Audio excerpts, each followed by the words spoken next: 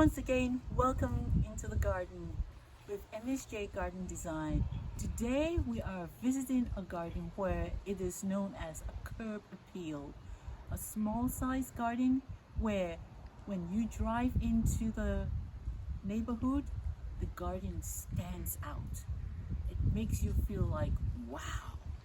Mylinda, tell us all about your garden and how you came up with the idea. I have been here for about 18 years and I've never done anything with my garden. Last year I started for the first time just doing some very basic plants, and I loved it. Having the garden was beautiful. It was like a healing for me. The colors that I chose were like purple, yellow, and white, because those colors represent happiness, purity, and joy and royalty for me. So those were the colors that I decided to choose. This year I went along with the same theme. Some flowers I didn't keep, others I did. Like I still kept with the petunias and Dusty Millers, and I also have some diamond frost in there this time. And nice. The color combination together just made it just so beautiful. I received so many compliments from my neighbors. It's just been a wonderful experience to start this, and I hope to continue and expand it continually every year going forward. Yes, that I'm yes. here. Well, thank you so much, Mylinda. So, do you see yourself always in the annuals in your garden, or would you like to have some perennials and vegetables going a little further? I was a little lazy when it comes to coming outside, so the annuals, I don't know. I have to think about it. But the annuals made you come outside every day. Every day to water. They did. They made me come outside to water because it was healing for me. Every time I come out and water them, I see something new. I'm pulling weeds. It's just been a very beautiful experience for me. Nice, Now, nice. as for the perennials, I thought about it. I just don't know, Right. because of that laziness with me. I don't know. So, it's But the you beginning. conquered it, because the perennials, you don't even have to water them. They come out by themselves every year and take care. So you don't want the perennials. The perennials will make you into a lazy gardener. Oh my gosh. Except you get certain perennials that you need to just prune back, and you use it as cut flowers to bring inside the house and things like that. But generally speaking, the annuals have been so therapeutic for you. Yes, they have. They have been very therapeutic in a way that I didn't even expect. Right. Yeah.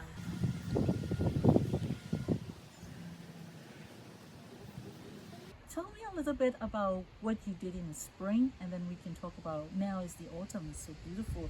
I love the garden. It's just absolutely gorgeous. Yeah.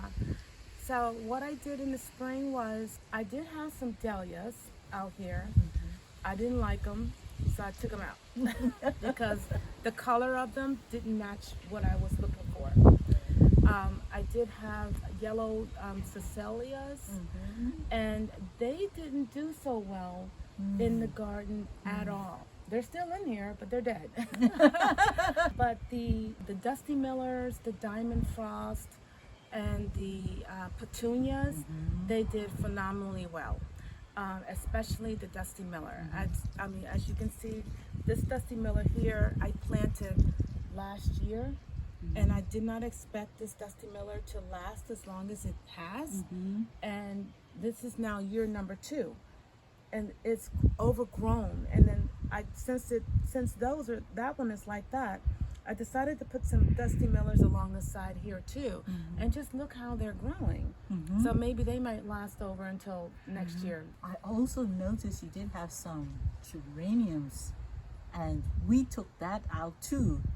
Yes, I so didn't like the color. You did not like it didn't them. coordinate. Yeah. For me, it's very important for everything to coordinate for me. So I didn't like it, so I took it out. Yes. So that was your spring look. That was my spring look. And it took you through the summer. It took me through the summer. It did very, very well. Now it's dying down.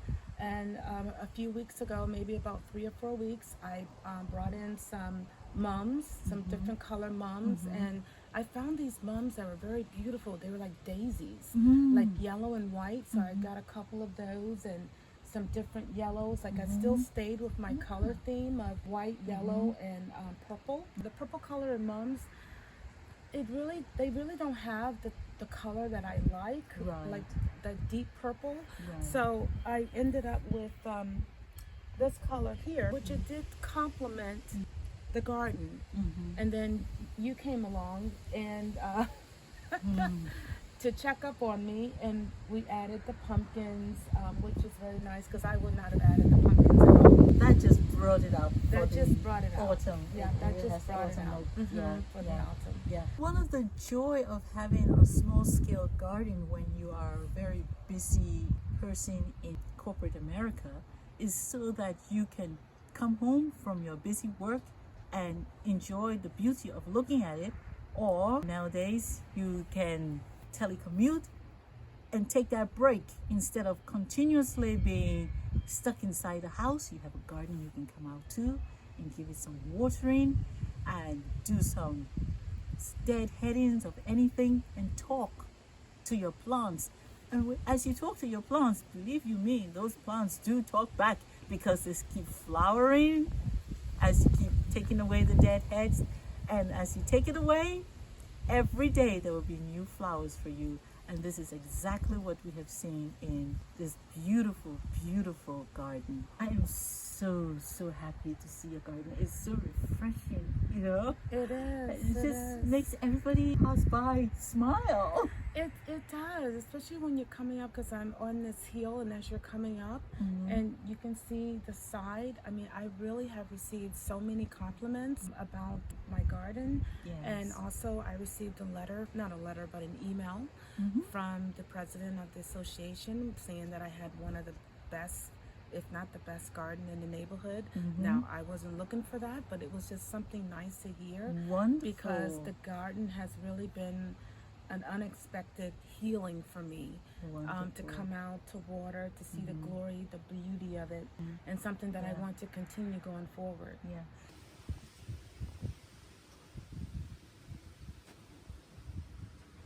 I've also noticed over the years that you have these green shrubberies to accent, Yes. and you were able to take out some of those shrubberies and bring in smaller ones so they can begin to complement and soften up. When you don't have the colors, you still have that greenery that's there. Yes. How have you felt about the transition? They look nice, and they really do complement the garden. I like it. I like how small they are. Not much maintenance. I do come out and water them still, along with everything else, but I just like how small and low maintenance that they are right now. Right, and you want to keep it And I like want to that. keep it like that. Yes. Yes, the ones before had just overgrown, and like I said earlier, I did nothing for 18 years. So they were huge, and just the fact of taking them out and putting in some fresh new ones, it was just wonderful. So do you think you would like to take more out or just Yes. leave it as it is? I want to take more out. I probably would like to take out this one here, and probably this one, the older ones, and just replenish them or replace them with some newer, fresher ones. Right. Like a little rose bush. So we have to look for the color because you like the white. So we look Yes. for a little white Mm-hmm. rose bush. White or yellow. Yes. That's right. You Yeah. have to put right here on the corner, so that's what I'm looking at. And then next year, hopefully, from getting my sweet potato plant from you, I might sneak in some sweet potatoes over there. I am so thankful you mentioned about the sweet potatoes because that will link in beautifully with your color scheme. Yes. We do have an ornamental sweet potato. The vine is dark purpley, and that will go in really nicely with your scheme. And the flower from it is beautiful lavender purpley light. Wow. Yes. So we'll have to look into that for next spring. Yes, for sure. One of the things I noticed that you were concerned about was the pest, like the chipmunks. Yes. Tell me a little bit more about that. Oh my. Last year, when we started to bring out something, just a little garden, just to get me going, Yes. I found highways. Highways. Because the chipmunks have dug holes underneath areas, and so I needed to do something to get rid of them because where they were digging the holes was going underneath my sidewalk, and did a little research on it, and I was a little concerned. So what I did was I bought one of those sound waves, and I put it outside. And also I was talking to one of my neighbors about it, and she bought one, and with the two of us having one, I haven't seen much activity. So they ran away. Yeah, so they ran away. Ran away, and you've been able to enjoy your beautiful garden. I've been able to enjoy. I really haven't seen much of it at all. Yeah. And I also noticed that you love indoor plants, and you have cats indoors. So the inside and the outside, which do you prefer best? You know, I prefer the indoor garden. I've had an indoor garden, even though I didn't do anything outside. I've always had something inside. Right. The cat is my grand cat, which is my son's cat. I just got him last year in October. It's been a year now. And I'm also cat sitting my sister's cat for the past couple of months. So I'll just say with my grand cat, oh my goodness. Initially, because I never had any pets, it was unexpected what happened.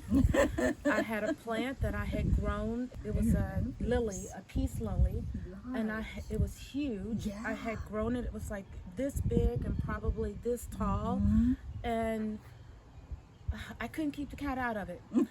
I put everything, spray, deterrent. I just couldn't keep him out of it. Finally, it just died. I mean, I looked things up. I think he was using the bathroom, and I don't know.